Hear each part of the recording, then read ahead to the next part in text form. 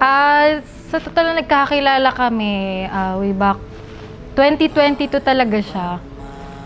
Sa isang pamamayag po yun. Tapos, hindi siya nasundan. Kumbaga, na ano lang po kami, nagkausap lang po kami dahil sa pamamayag kasi siya po yung magtuturo, tapos ako po yung sa technical nga, ganyan. Dati ko pa kasi siyang nakikita. Ang totoo, natatakot pa akong mag-pursue sa kanya noon kasi parang hindi pa ako ready noon. Pero si Dayan kasi, yung ganda niya, simple lang yung ganda niya. Hindi siya katulad ng ibang ganda ng ibang babae na, alam mo yun, sa una lang maganda. Then habang tumatagal, parang nawawala yung ganda. But siya, consistent siya. In fact, ay habang tumatagal ay lalo siyang gumaganda and simple lang talaga siyang tao. And nanalangin ako, nagpanata po ako, humingi po ako ng mga signs kung kailangan ko na po ba siyang i-pursue. And eventually, dumating po yung dalawang signs na yon and doon na po ako nagsimulang mag-pursue sa kanya.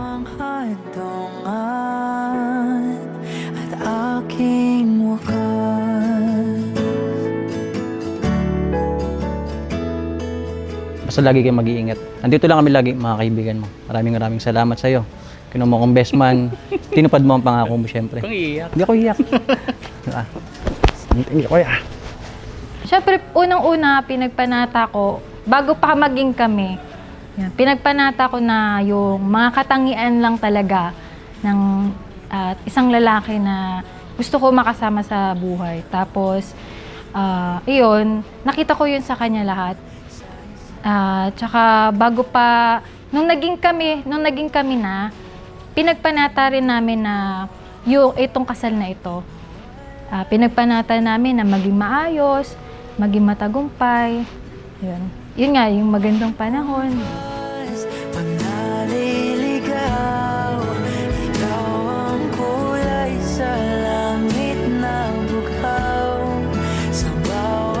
Ito yung matagal nating pinaghandaan and kung paanong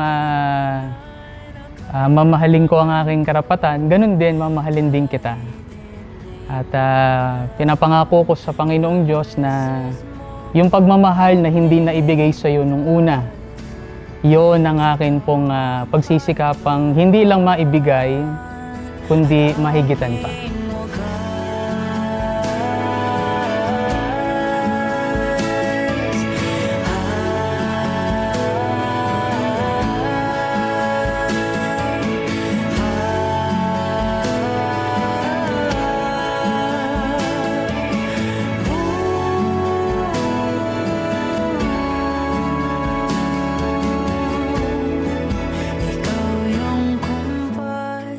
Ito na yung matagal nating pinagpanata mula pa noon na bago maging tayo.